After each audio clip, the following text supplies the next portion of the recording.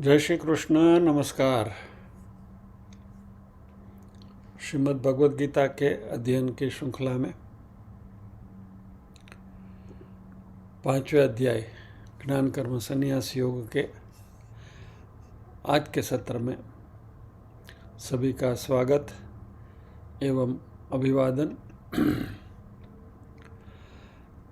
ओमकार के नाद के साथ प्रार्थना करेंगे।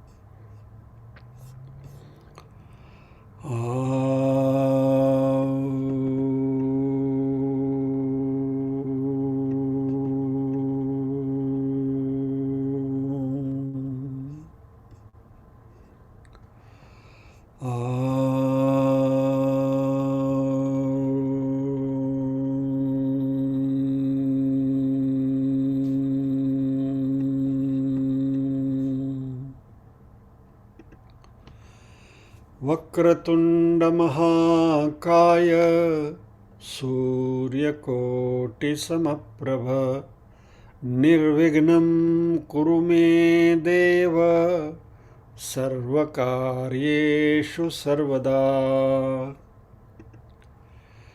या कुन्देन्दुतुषारहारधवला या शुभ्रवस्त्रावृता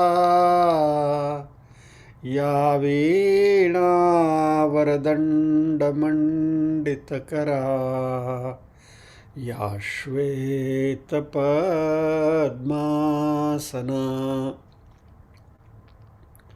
या ब्रह्माच्युतशङ्करप्रभृतिभिर्देवैः सदा वन्दिता।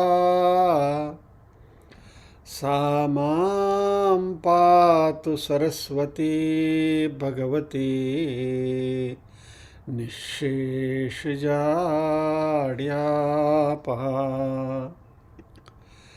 वसुदेवसुतं देवं कंसचाणूरमर्दनं देवकी परमानन्दं कृष्णं वन्दे जगद्गुरुम्।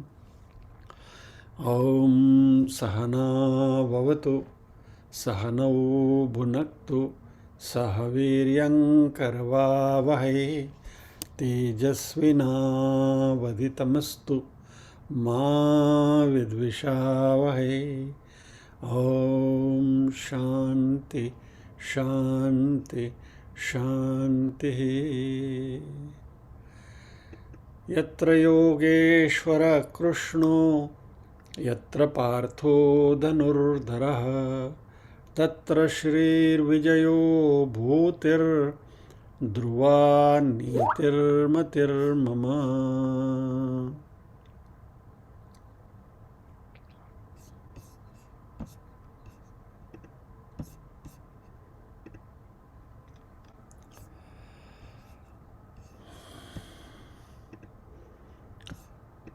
पारायण 1 से 12 श्लोक मीनल जी करेंगी।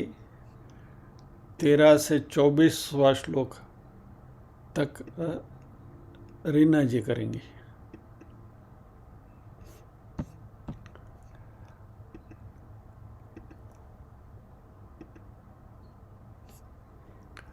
मीनल जी आपको मैं अनम्यूट करता हूँ।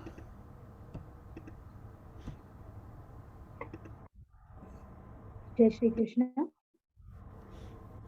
ओम श्री परमात्मने नमः। अथ पंचमोऽध्यायः संन्यासयोगः।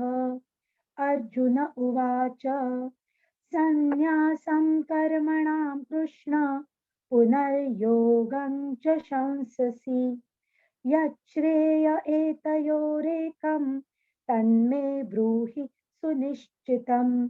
श्रीभगवानुवाच संन्यासकर्मयोगश्च निःश्रेयसकरावुभौ तयोस्तु कर्म संन्यासात् कर्मयोगो विशिष्यते। ज्ञेयस नित्यसन्न्यासी यो न द्वेष्टि न काङ्क्षति। निर्द्वन्द्वो हि महाबाहो सुखं बन्धात् प्रमुच्यते। सांख्ययोगौ पृथक् बालः प्रवदन्ति न पण्डितः। एकमप्यास्थितः सम्यक् गुभयोर्विन्दते फलम्। यः सांख्यै प्राप्यते स्थानं तद्योगैरपि गम्यते। एकं सांख्यं च योगं च यः पश्यति स पश्यति। संन्यासस्तु महाबाहो दुःखमाप्तु मयो गतः। योगयुक्तो मुनिर्ब्रह्म न चिरेणाधिगच्छति। योगयुक्तो विशुद्धात्मा विजितात्मा जितेन्द्रियः। सर्वभूतात्मभूतात्मा कुर्वन्नपि न लिप्यते। नैव किञ्चित् करोमीति युक्तो मन्येत तत्त्ववित्। पश्यन् शृण्वन् स्पृशन् जिघ्रन् नश्नन् गच्छन् स्वपन् श्वसन् प्रलपन् विसृजन् गृह्णन्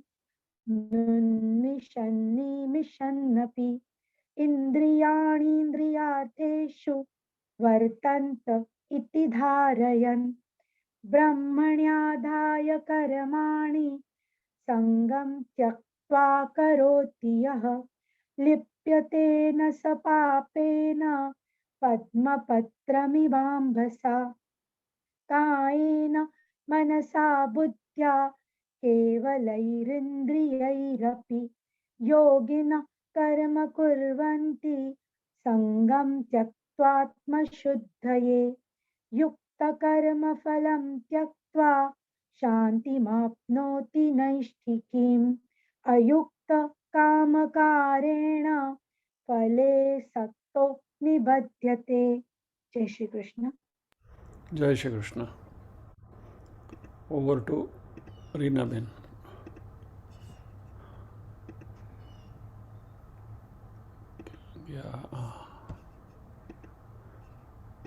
रीना जी अनम्यूट करिए.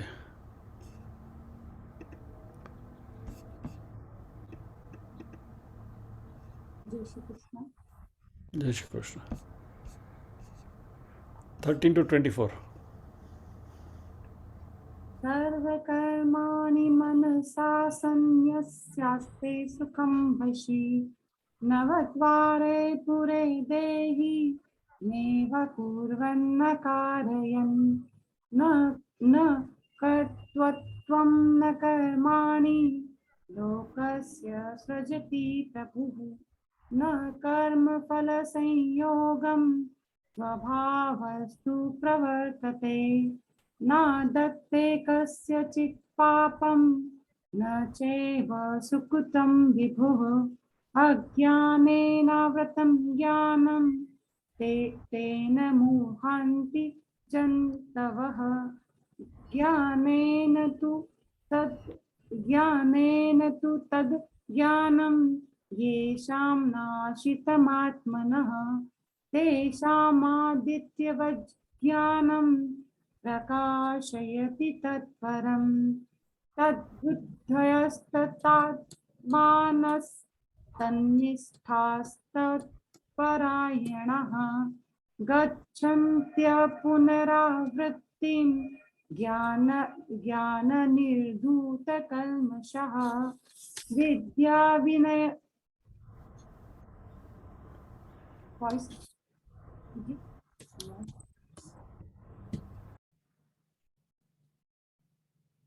विद्याविनय संपन्ने ब्रह्माणे गविहस्तिनि शुनि चैव स्वपाके च पंडिताः समदर्शिनः इहैव तैर्जित संगो येषां साम्ये स्थितं मनः निर्दोषं हि समं ब्रह्म तस्माद् ब्रह्माणि ते स्थितः न पश्येत् प्रियं। रिनेज आई टेक ओवर, रिनेज I take over. Thank you. जय श्री कृष्ण, जय श्री कृष्ण।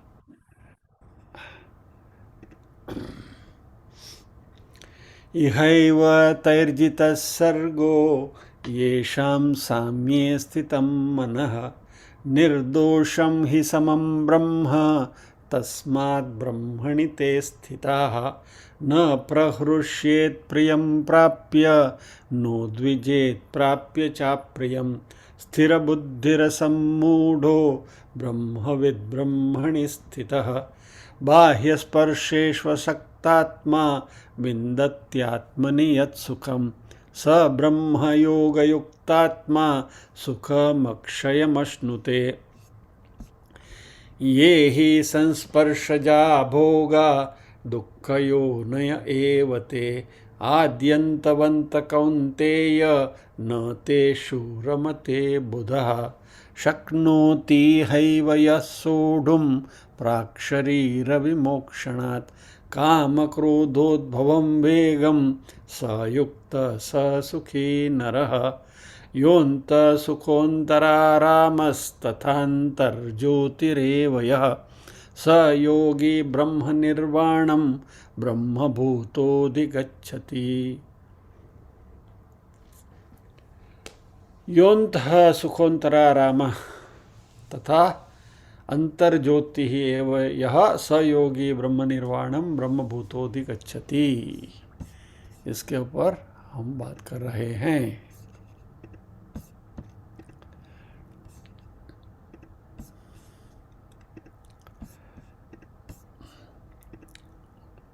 एक बार इसको उसका मीनिंग देख लेते हैं, क्विकली ब्रश अप कर लेते हैं। योऽन्तः सुखोऽन्तरारामः, यह अंत सुखोऽन्तराराम, यह संधि है। सुख अंतर आराम यानी जो आंतरिक सुख में जिनको आराम मिलता है, आराम यानी नॉट द रिलैक्सेशन। सी ये शब्द आया है रमति के ऊपर से, राम शब्द भी रमति के ऊपर से है। रम धातु है, रम यानी रममाण होना, to play. Loose meaning of that is play, but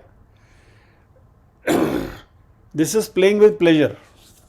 जो रममाण जो है ये इसमें आनंद है। तो यह अंतः सुख अंतरारामः तथा अंतर ज्योति ही एव यह, जिसकी ज्योति यानी कि प्रकाश अंदर का है, उसमें जिसको आनंद आता है, जिस उससे भरा हुआ है, स योगी वह योगी ब्रह्म निर्वाण ब्रह्मभूतोऽधिगच्छति। वह योगी जो है वह ब्रह्म निर्माण को प्राप्त करता है। वो योगी है कैसा? ब्रह्मभूतः, जो ब्रह्म में तल्लीन है, ब्रह्म में समाया हुआ है, खोया हुआ है, ब्रह्म से एकाकार हुआ है, वैसा योगी। तीन बात यहाँ स्पेसिफिक है, अंतराराम, अंतर्ज्योति और ब्रह्मभूत। अंत सुख, सॉरी चार, अंत सुख, अंतराराम, अंतर्ज्योति और ब्रह्मभूत। ये योगी के चार क्वालिफिकेशंस यहाँ बताए हैं, चार कैरेक्टरिस्टिक्स बताए हैं। ऐसा जो योगी है वह ब्रह्म निर्वाणम अधिगच्छति, वह ब्रह्म को प्राप्त करता है, उपलब्ध करता है।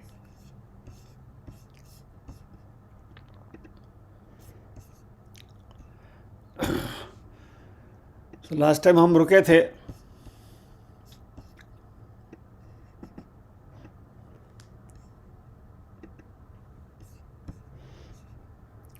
बाबा जी की 1 करोड़ की लॉटरी पे, बराबर। कृष्ण मानसिक समतोलन की बात कर रहे हैं यहाँ, मेंटल प्रिपरेशन। जो हमारे इमोशनल कंडीशन है, जो हमारे भावनाएं जो हमारी हैं वह बहुत पावरफुल होती है। क्या पहले अगले श्लोक में भगवान बताया ना, काम क्रोधोद्भवम वेगम, काम और क्रोध से उद्भव हुआ जो वेग है उसको कंट्रोल करना बहुत मुश्किल है, और उसको जिसने कंट्रोल किया है उसकी बात यहाँ हो रही है। तो ये जो हमारे अंदर की जो भावनाएं हैं, अंदर की लागणियाँ जो है, इमोशंस जो है, they are very very powerful. और इनको जिसने कंट्रोल कर रखा है वैसा व्यक्ति, ऐसा ज्ञानी व्यक्ति, वो ज्ञानी व्यक्ति को वो ज्ञान का क्या फल प्राप्त होता है इसकी बात भगवान यहाँ कर रहे हैं। So we have to imagine a person कि जो इस तरीके से इमोशनली बिल्कुल साउंड है, सुख आता है तो भी कुदकी नहीं मारता है और दुख आता है तो मायूस भी नहीं होता है। सो ही डज नॉट पोर्ट्रे, कोई एक्सट्रीम उसकी ये नहीं होती है, दोनों में वो सम्यक है, फाइन। और ऐसा व्यक्ति, उसके पास जो भी मिलेगा उसका भी वो आनंद ले सकेगा। यानी चीज़ मिलेगी उसका भी आनंद है, चीज़ नहीं मिलेगी तो उसका गम नहीं है। आई वुड नॉट से चीज़ नहीं मिलेगी उसका भी आनंद है, क्या मनुष्य के स्वभाव से विपरीत बात है। लेकिन नहीं मिलेगी तो उसका शोक नहीं है, गम नहीं है, नहीं मिला नहीं मिला।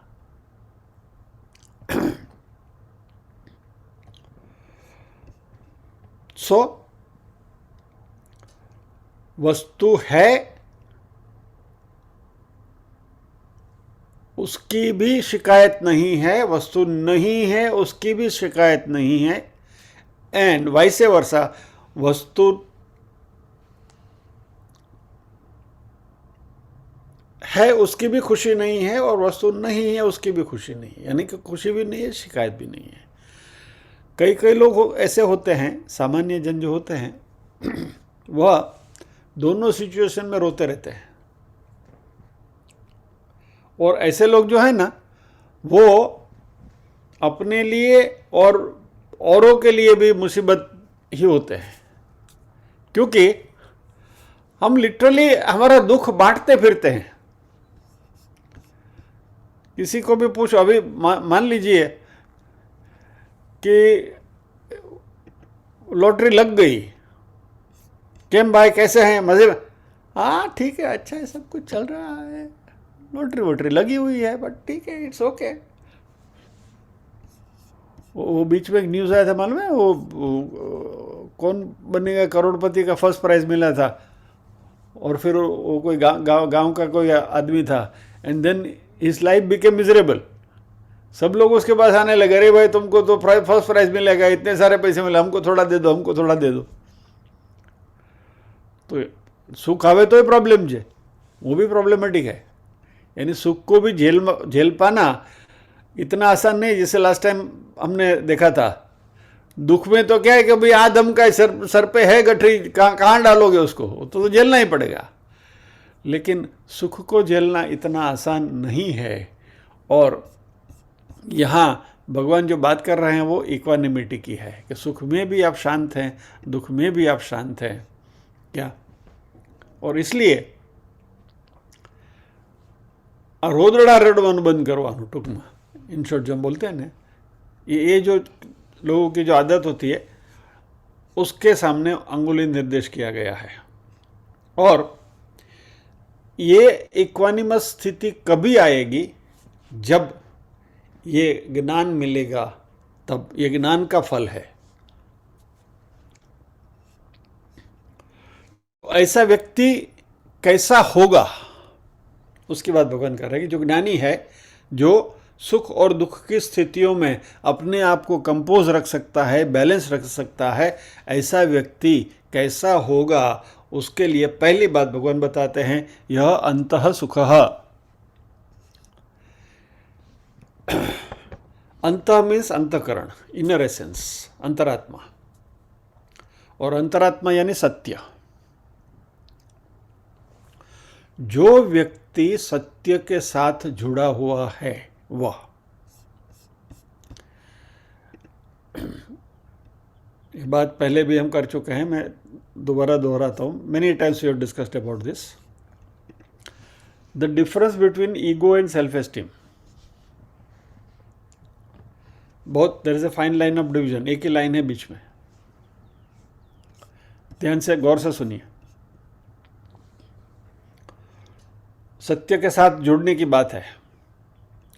जो कहेगा कि व्हाट आई से is truth is ego, and what is truth I will say is self esteem. जो मैं कहूं वही सच, वो अहंकार. लेकिन जो सच है वही मैं कहूंगा, तो वह खुददारी, self esteem. So it's a fine line of difference between the two, ego and self esteem. तो ये बात हमें अपने आप से जिंदगी में जब भी ऐसी सिचुएशन आती है, see there are many situation कि कभी हमको टफ स्टैंड लेना पड़ता है. We have to take a firm stand कि भाई इसमें नहीं, हमें हटना नहीं, we have to be firm there. वहां हम सत्य के साथ खड़े हैं क्या, रादर हम सत्य के साथ खड़े हैं या तो अपने ईगो के साथ खड़े हैं, वो निर्णय करने के लिए ये मापदंड है.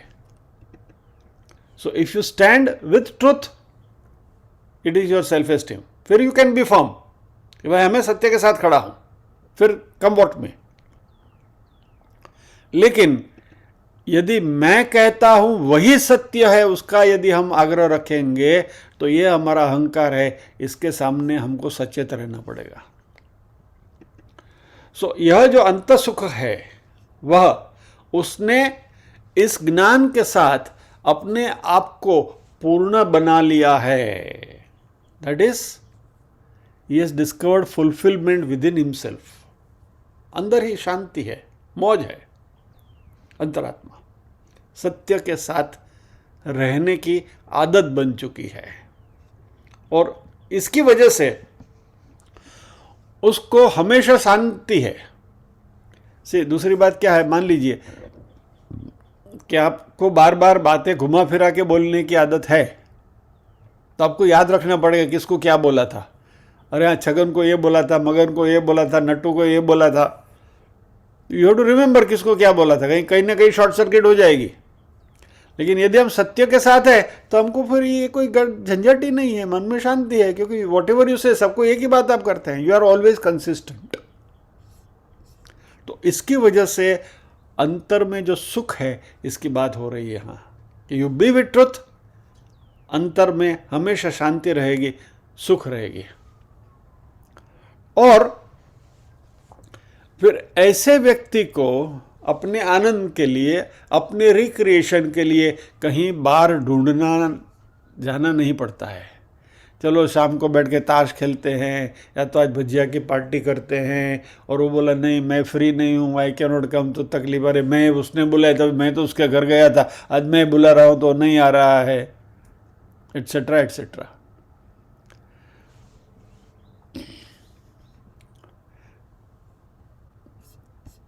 पहले के ज़माने में जब यो वीडियो कैसेट्स आती थी ना, वीसीपी कैसेट प्लेयर, तो वीसीपी और उसकी कैसेट वो सब भाड़े पे मिलती थी.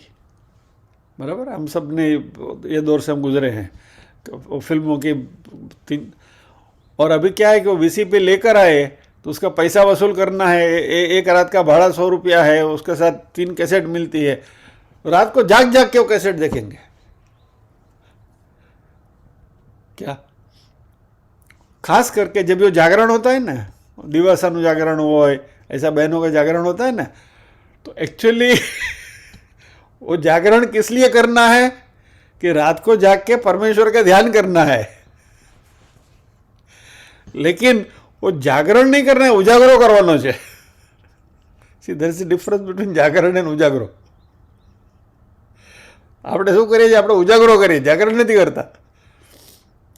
तो जागरण जो करना है उसमें परमात्मा से अनुसंधान करना है, लेकिन हम क्या करते हैं, उजागरो करता है. 3-4 वीडियो कैसेट लेकर आए, रात को बैठ के जो भी मिला, अभी वीडियो कैसेट वाला भी फ्री में जो कैसेट देगा, एक अच्छी देगा, बाकी 3 बेकार देगा, लेकिन जो भी आया है वो देखो. यानी you are dependent for your entertainment on external sources. बाहर की दुनिया में आपको आनंद मिलता है, और यहां जो बात हो रही है वह अंदर के आनंद की है। कितने हम अपनी मस्ती में हैं, हमें किसी की बाहर के अवलंबन की जरूरत नहीं है। और ये जो अंतर्ज्ञान है, क्या I am happy with my self, अंत सुकोन्तरा राम अंतर ज्योति ही, अंदर के पूर्णत्व के बारे में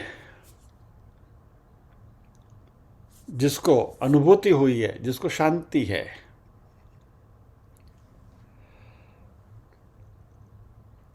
वस्तु मिले तो भी ठीक, नहीं मिले तो भी ठीक।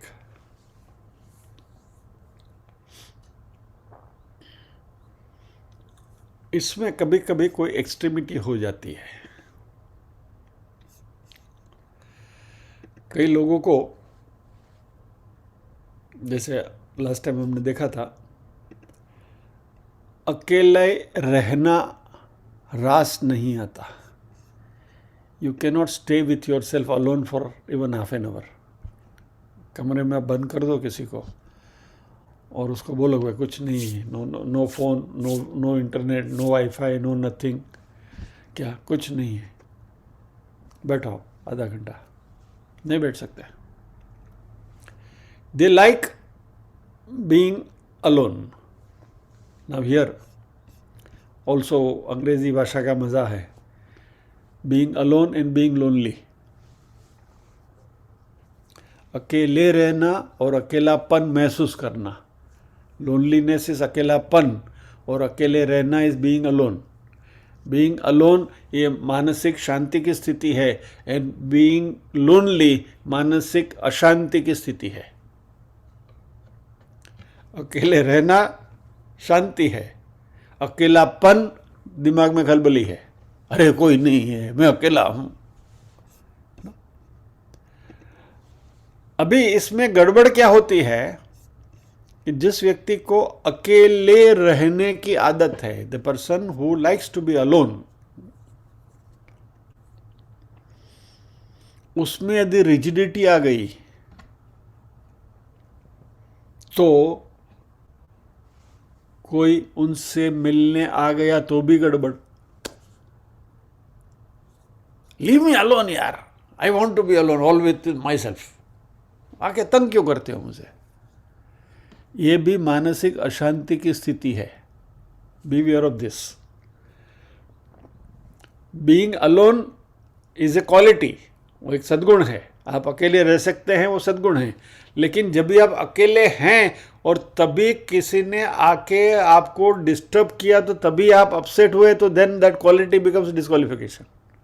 जो सद्गुण है वही दुर्गुण बन जाता है, क्योंकि ultimately the central point is मन की शांति, मन की स्थिरता। किसी भी स्थिति में मन की स्थिरता बिगड़नी नहीं चाहिए। यानी अंतरारामः, कोई भी सिचुएशन में हमें अपने आप को बैलेंस रखना है। इस मुद्दे के ऊपर हमारे एक साध्यायी से थोड़ी विचारों की आदान प्रदान हुए थे, तो उन्होंने कहा कि अकेले रहना सद्गुण है यदि आप अपने साथ अकेले रह सकते हो तो, लेकिन यह जो सद्गुण है वो समाज को रास नहीं आता। Man is a social animal. तो समाज के लोग क्या सोचते हैं, आप अकड़ू है, आप कहेंगे मैं अकेला बैठा, I am fine with my self, leave me alone. लोग क्या सोचते हैं, क्या उसने घमंड आ गया, अपने आप को समझता क्या है। क्या हम उनको बोल रहे हैं कि चलो ताश खेलते हैं, बोलता है नहीं आया है, लीव मी अलोन, बड़ा हो गया है। तो समाज को ये अकेलापन हमारा रास नहीं आता। People don't like it, people take it the other वे।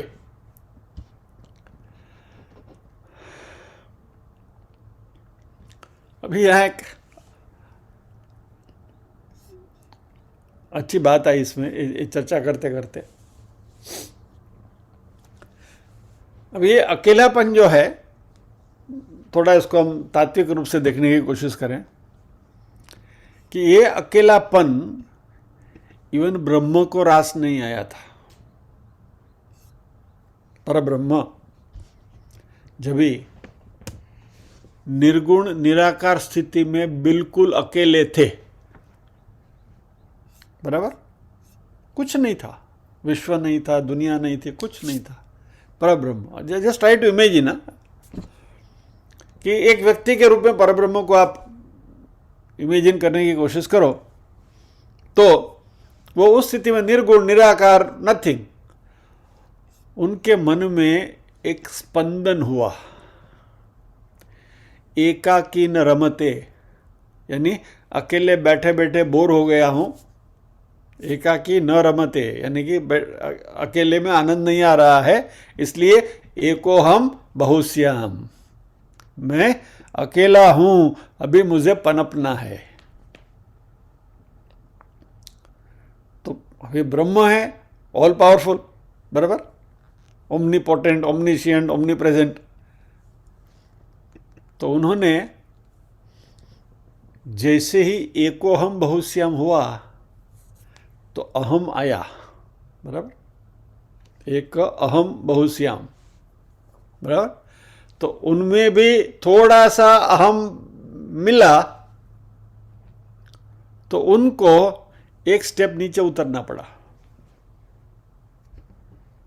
और परब्रह्म से ब्रह्म बने। परब्रह्म से ब्रह्म बने तो वही के वही नहीं रह सकते, कुछ तो बदलाव आना चाहिए ना, राइट। तो परब्रह्म निर्गुण निराकार थे, उसमें से ब्रह्म बने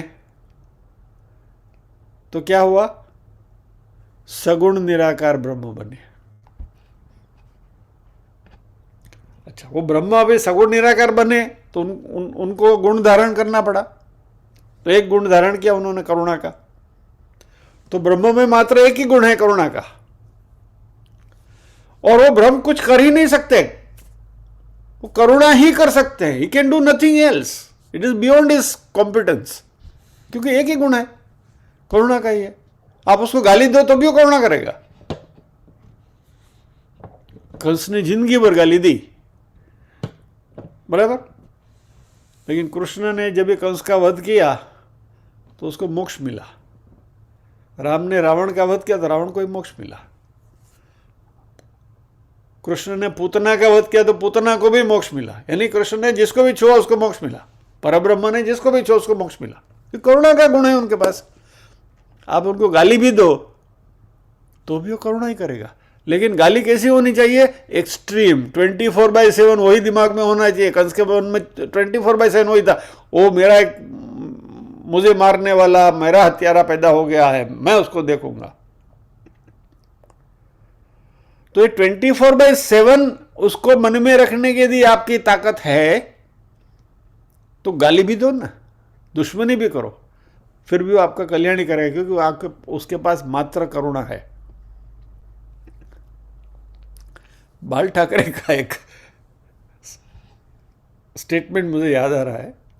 वो अपने सैनिकों से कहते थे, शिव सैनिकों से, कि बनना है ना तो कोई बड़ा गुंडा बनो, गली के टपोरी मत बनो।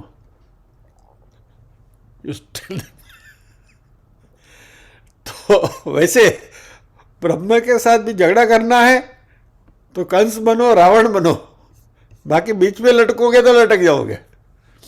एनीवे, सो ये ब्रह्म ने एकाकी न रमते, एको हम बहुश्याम, तो उसमें से जगत बनाया, जगत की रचना करी। अब ये जगत की रचना ब्रह्म ने क्यों करी? अकेले अकेले मुझे कंटाला आ रहा है, बोर हो रहा हूं, इसलिए भगवान ने अपनी लीला करने के लिए ऐसा पैदा किया, उत्पन्न किया, और उसी में वो समा गए और उसी के अंदर वो खेल रहे हैं। ब्रह्म लटका करे ब्रह्म पास है, नरसिंह मेहता। देखिए मजा, देखिए यहां क्या आता है। अभी ये ब्रह्मा ने रचना क्यों करी? He wanted everything in the universe like him. जगत में उन्होंने जो भी पैदा किया वो सब ब्रह्म के जैसे ही होना चाहिए, ऐसे उनकी मनीषा थी और उनके साथ उनको खेलना था। उदाहरण उसका एक है रासलीला, बराबर, कि जब ये गोपियों के साथ कृष्ण ने रास खेला तो सभी गोपियों के मन में मनीषा थी कि कृष्ण मेरे साथ खेले। तो कृष्ण ने उतने रूप धारण किए कि गोपी के साथ एक एक कान्हा लग गया, बराबर। दूसरा एग्जाम्पल, कृष्ण की 16,108 रानियां, 8 पटरानी और 16,100 रानियां। और 16,100 की स्टोरी तो आपको मालूम है, I not going to the detail of it. भूमासुर करके एक असुर था, उसको अमरत्व प्राप्त करना था, तो उसने कोई तपश्चर्या की थी। उसमें 16,100 स्त्रियों का बलिदान दे तो उसको अमरत्व प्राप्त हो। तो उसने दुनिया भर से जहाँ से दिखी वहाँ से महिलाओं को उठा उठा के अपने कैद खाने में डाल दी। फिर बाकी अभी वो कहानी में मैं नहीं जाता हूँ। इंद्र को पता चला ये होगा वो होगा करके, फिर कृष्ण को बताया और कृष्ण ने भूमासुर को मारा। भूमासुर को वरदान था कि कोई किसी मेल से, पुरुष से उसका वध न हो। तो कृष्ण ने सत्यभामा को अपना सारथी बनाकर साथ में लेकर गए और फिर उसका भूमासुर का वध किया। और 16,100 कन्याएं जो थी उनको कैद में से कृष्ण ने मुक्त किया। अभी देखिए मजा यहाँ थोड़ा मैं डाइग्रेस हो रहा हूँ, लेकिन ये पहलू समझने जैसा है। कृष्ण तुम्हारे क्या डिबोचर उसका ये नेचर था वगैरह, इतना क्या 16,108 रानी वगैरह, वो what kind of a person is वगैरह। अभी ये 16,100 स्त्रियों को मुक्त तो किया, कृष्ण ने बोला कि अभी तुम चलो, कैद खाने खोल दिया, चलो निकल जाओ और जाओ अपने अपने घर। अभी जब अपने घर गई तो कोई उनको स्वीकार करने को तैयार नहीं। घर वाले पेरेंट्स रिफ्यूज, नहीं तुम तो अभी कलंकित हो गई है, अभी हम तुमको नहीं लेंगे, तुम्हारा कहाँ ब्याह करेंगे हम, you will be a burden to us. So nobody wanted them. बड़ी कठिन परिस्थिति थी। तो ये सब कृष्ण के पास गई। तो कृष्ण ने बोला ठीक है, तुम मुझे अपना भाई मान लो क्या, और मेरा महल है, यहाँ जाओ द्वारिका में, बराबर। देखिए बहुत बड़ा साइकोलॉजिकल प्रॉब्लम है ये। बोला मुझे राखी बांध दो, भाई मान लो, आ जाओ भाई के घर पे आके रहो, तुम्हारा पियर अच्छी, इधर आके रहो। महिलाओं ने कहा कि आपको भाई माने वो ठीक है, लेकिन भाई का घर भी वैसे तो पराया होता है, हम वहां अधिकार से नहीं रह सकते क्या। अल्टीमेटली वो भाभी का सुनना पड़ेगा। यानी तुम्हारी 8 पटरानियां हैं, उसने कभी इधर उधर ताना मारा तो प्रॉब्लम। હવે बहनों ने तो आमाथी कहने के खुच है ना, किधर न किधर चुप जाता है, कहीं भी कोई भी वाक्य कहाँ चुप गया पता नहीं। तो कृष्ण ने बोला ठीक है, ऐसा है क्या, चलो मैं तुम सबको समान दर्जा देता हूं, मैं तुम सबके साथ ब्याह करता हूं। और कृष्ण ने उतने रूप धारण किए और 16,100 कन्याओं के साथ कृष्ण ने विवाह किए। तो 8 पटरानियां जो पहले रुक्मणी वगैरह थी, वो रुक्मणी सत्यभामा वगैरह, और ये 16,100, तो 16,108 रानियां कृष्ण को थी। और कृष्ण ने सबको समान दर्जा दिया टू दैट एक्सटेंड। अभी ये मैंने शास्त्रों में पढ़ा है, इसमें कहीं गलती होगी तो प्लीज़ मेरा ध्यानाकर्षण करिए, but this what I have read, कि इक्वलिटी वहाँ तक की कि सभी को संतान भी इक्वल नंबर के मिले, यानी सभी रानियों को 10-10 पुत्र और 1-1 पुत्रियां हुई। सो 16,108 मल्टीप्लाइड बाय 11, इतनी कृष्ण की संतान थी। और फिर भी यही कृष्ण ने गोपियां, जब अभी बात हुई थी ना हमारी, मथुरा से वहाँ वो दुर्वासा ऋषि को भोजन कराने के लिए जा रही थी और यमुना नदी में बाढ़ आई थी, तो कृष्ण ने गोपियों से कहा था कि यमुना से कहो कि यदि कृष्ण ब्रह्मचारी है तो रास्ता दे दे, और यमुना ने मार्ग दे दिया। 16,108 रानियां, सबकी 11 संतान, फिर भी कृष्ण ब्रह्मचारी।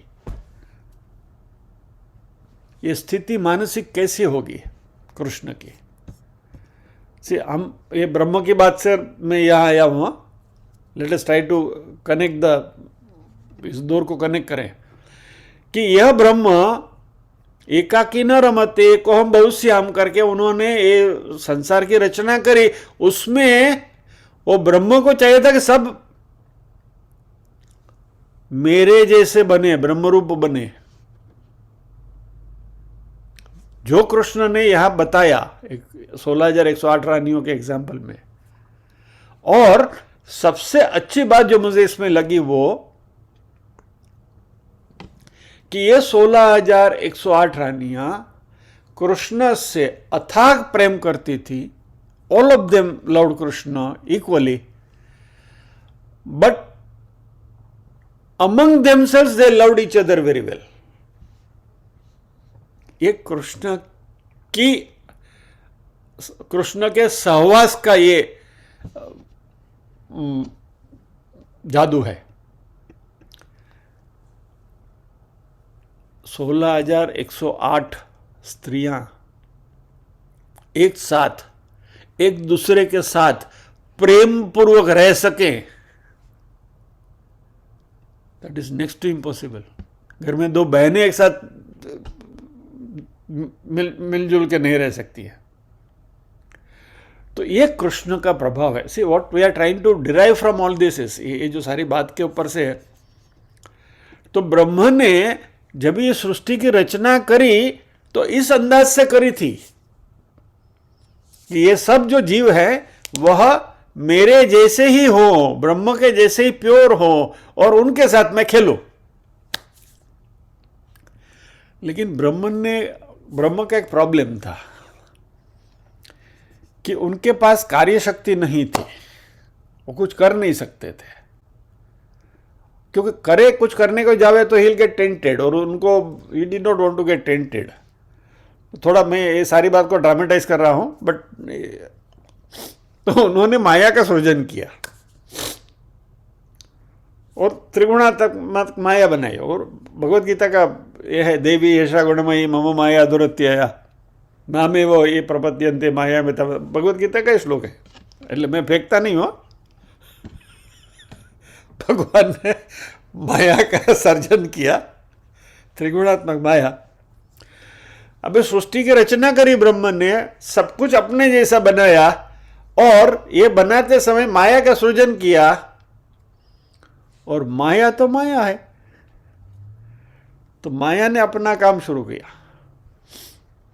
तो माया ने क्या किया, धीरे से सब में जाकर थोड़ा थोड़ा राग और द्वेष डाल दिया। बस फिर देख लो मजा। जैसे ही राग द्वेष आ गए तो फिर now you know what it is. सो एकाकी न रमते, बराबर, लेकिन उसमें जहां राग द्वेष का गोलमेल हो गया, गड़बड़ चालू हो गई।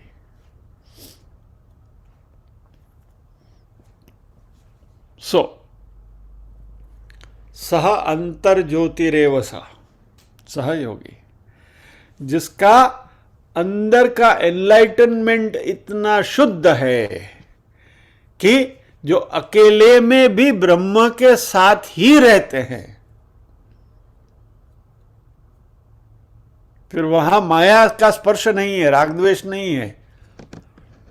ये बात के अनुसंधान कहां से आया हमने कि भाई मुझे अकेला रहना पसंद है, लेकिन कोई आया तो मुझे गुस्सा आता है, अरे leave me alone, don't disturb me, वो द्वेष हो गया। तो ये भी नहीं करना है। यानी किसी भी स्थिति में मौज ही मौज है। You are absolutely with your self.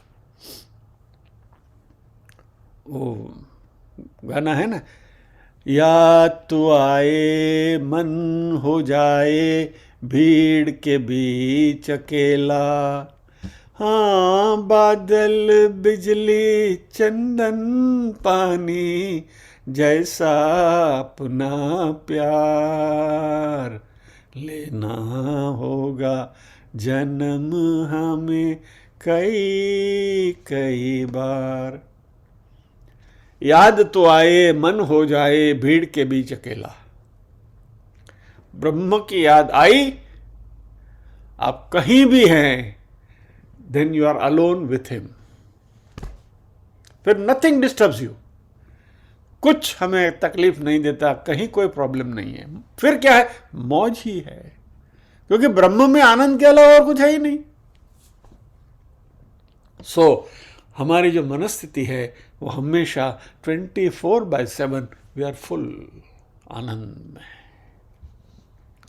This is the inner freedom. ये हमारे अंतर ज्योति,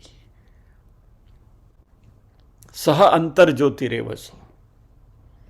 और यह व्यक्ति सच्चा योगी है। तो यह योगी जो ज्ञानी है,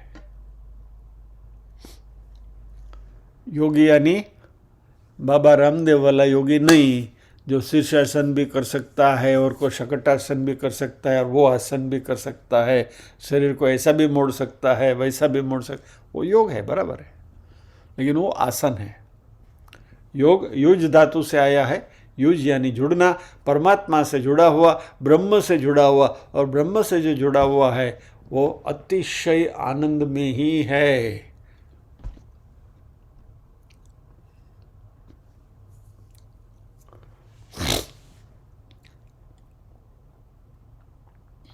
तो ये योग जो है ये हमारी आंतरिक अवस्था है, वो ये हमारा ज्ञान है, मैच्योरिटी है। और यह योगी कैसा है? ब्रह्मभूता। वह ब्रह्म के साथ एकात्मता जिन्होंने साध ली है।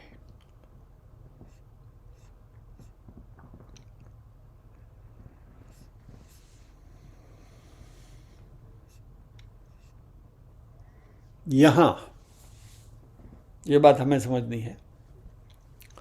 ब्रह्म के साथ एक हो गए यानी कि ब्रह्म में विलीन हो गए, ऐसा भी नहीं है। हम हैं, we are here with this body. इस शरीर के साथ हम विद्यमान हैं, अभी भी हैं, लेकिन ब्रह्म के साथ एकाकार हो गए, यानी कि हमें एहसास हो गया कि मैं भी ब्रह्म हूं, अहम ब्रह्मास्मि। और जिस दिन ये अहम ब्रह्मास्मि की अनुभूति हो गई, फिर जगत की कोई चीज आपको डिस्टर्ब नहीं कर सकती। Nothing can rob your mental stillness. मानसिक शांति जो हमारी है उसमें विक्षेप जगत की किसी भी ताकत कर नहीं सकती। और इस शरीर से रहते हुए हमें यह प्राप्त करने की कोशिश करनी चाहिए जो भगवान ने अगले श्लोक में कहा था। काम और क्रोध के जो वेग हैं, उन वेग को जो संभाल सके, जो उसके ऊपर कंट्रोल कर सके। राग और अल्टीमेटली कहां से आए सारी बात? इतनी सारी लंबी कहानी यहां क्यों बताई कि माया ने जो राग और द्वेष का जो अंश डाल दिया है, जिसकी वजह से सारा बखेड़ा चालू हुआ है, तो माया ने जो इंप्योरिटी डाली है राग और द्वेष की, उसको निकाल दो तो हम ब्रह्म ही हो गए ना। Because by default we have been made in that state. जब भी ब्रह्म ने इस सृष्टि की रचना करी, तब बाय डिफॉल्ट हमको उनके जैसे ही शुद्ध बुद्ध बनाया था। माया ने राग और द्वेष डाला, तो राग और द्वेष की जो इंप्योरिटी माया ने जो हमारे में डाली है, उसको आप निकाल दो तो आप ब्रह्म हो गए। यानी अहम ब्रह्मास्मि बनने के लिए कोई झाजी पड़ोजन करवानी जरूर नहीं। और यदि राग और द्वेष हमसे निकल गए तो हम भी ब्रह्म के जैसे हो गए। પછી છાતી ઠોકીને કહો ને અહમ બ્રહ્માસ્મિ, જરા કરી તો જુઓ, तय कर लो कि चलो ये सोमवार को खाली सुबह 8 से 9 राग और द्वेष बंद। चा में अर्धी चमची साकर ओછી હોય તો વાંધા પડે, અરે આ ચા કેમ મોડી થઈ।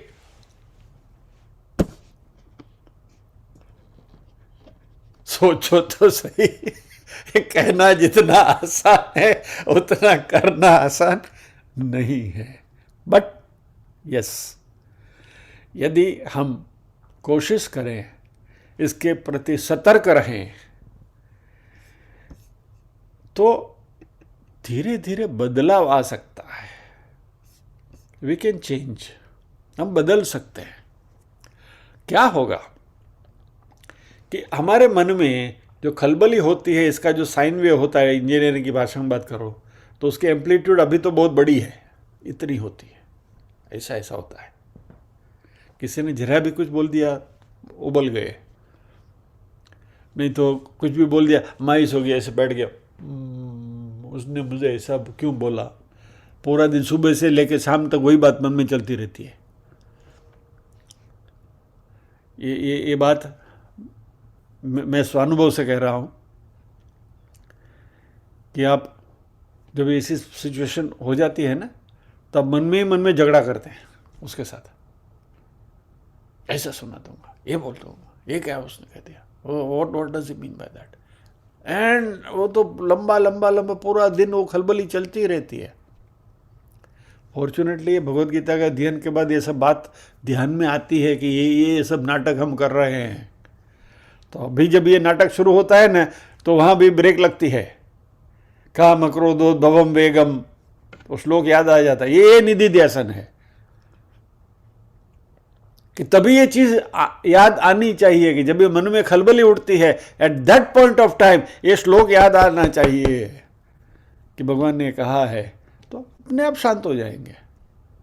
और धीरे धीरे धीरे धीरे वी स्टार्ट चेंजिंग, हमारे में अंदर से बदलाव आना शुरू हो जाएगा, हम बदलते जाएंगे।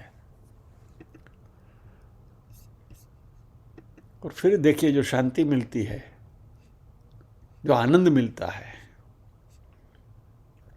और यह पूर्णत्व है। ब्रह्म यानी पूर्णत्व। मैं I am full, I am complete. और इसलिए मुझे इस जगत में सुखी होने के लिए कोई बाहरी चीज के ऊपर मुझे निर्भर नहीं रहना है। मुझे सुरक्षित रहने के लिए भी मुझे कोई बाहरी चीज की जरूरत नहीं। मैं सुखी हूं, मैं सुरक्षित हूं, I am happy, I am secure. और ये ब्रह्मत्व है। और ये कहां तक आप इस स्थिति का अनुभव करते रहेंगे? जब तक हम जिंदा हैं, as long as we are alive. यानी कि जब तक प्रारब्ध हमारा खत्म नहीं हुआ और ये शरीर प्रारब्ध की वजह से जो बना हुआ है, जितने समय इस शरीर के साथ हमें जुड़े रहना है, उतने समय तक हम इसी ब्रह्मानंद में गोते लगाते रहेंगे, मौज में रहेंगे, मस्ती में रहेंगे। और जिस दिन प्रारब्ध खत्म हो गया, ये शरीर छूट गया। और फिर क्या होगा? कुछ नहीं, क्योंकि एट दैट लेवल पता चल गया कि शरीर मैं नहीं हूं, शरीर छूट गया, बात खत्म। फिर आप ब्रह्म में एकाकार हो जाओगे। तो पहले चैतन्य शुद्ध था, बुद्ध था, ये शरीर के साथ जुड़ा हुआ था। अभी यही शुद्ध बुद्ध चैतन्य शरीर से छूट गया, शरीर भाव यानी कि देह भाव छूट गया, यह अहंकार निकल गया, बराबर। Third stage of the rocket, पहला स्थूल शरीर, दूसरा सूक्ष्म शरीर, तीसरा कारण शरीर। तो कारण शरीर का जो लास्ट रॉकेट है वो जब भी फूट गया, you are in the orbit. तो स्पेसक्राफ्ट को भी जब भी वहाँ डालते हैं, ऑर्बिट में डालते हैं, तो क्या 3 रॉकेट फूटते हैं ना? पहले एक उसको ऊपर लेके जाता है, मोमेंटम देता है, दूसरा फूटता है, वो उसको अर्थ की ट्रेजेक्टरी तक ले जाता है, पृथ्वी के उसके ऊपर, और तीसरा जो पावरफुल रॉकेट रहता है वो जब भी फूटता है तो उसको पृथ्वी के गुरुत्वाकर्षण से उसको बाहर फेंक देता है, और फिर बाद में वो अंतरिक्ष में घूमने लगता है। वही हमारे साथ होता है। पहला रॉकेट फूटता है स्थूल शरीर का, दूसरा रॉकेट फूटता है सूक्ष्म शरीर का, और तीसरा कारण शरीर का, अहंकार का। वो रॉकेट फूट गया तो you are in the orbit, ब्रह्म की ऑर्बिट में चलेगी, बात खत्म।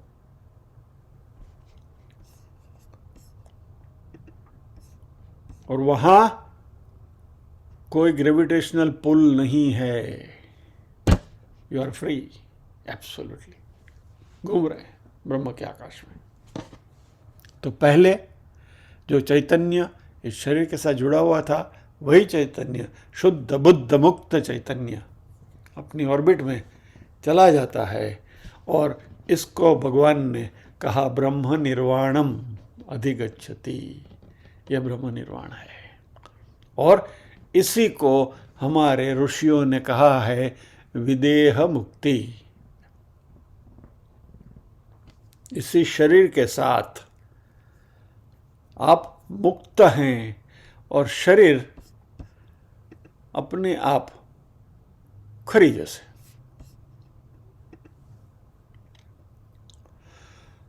ओम त्र्यंबकम यजामहे सुगंधिम पुष्टिवर्धनम उर्वारुकमिव बंधनात् मृत्युर्मुक्षीयमामृतात्, बराबर।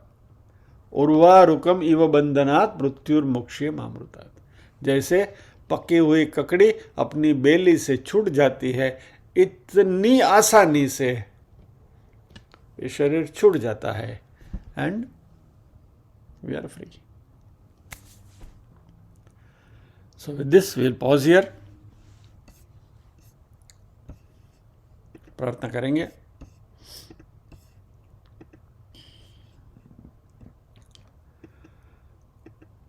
ओम असतो मा सद्गमय तमसो मा ज्योतिर्गमय मृत्योर्मा अमृतंगमय सर्वेषां स्वस्तिर्भवतु सर्वेषां शांतिर्भवतु सर्वेषां मंगलं भवतु सर्वेषां पूर्णं भवतु लोका समस्ताः सुखिनो भवन्तु लोका समस्ताः सुखिनो भवन्तु नाहं कर्ता हरिः कर्ता हरिः कर्ता हि केवलम् ओम शांति शांति शांति। सभी के हृदय कमल में विराजमान परम कृपालु परमात्मा को वंदन करते हुए आज के सत्र को विराम देते हैं। अगले शुक्रवार फिर मिलेंगे, शायद इसी श्लोक के साथ। जय श्री कृष्ण।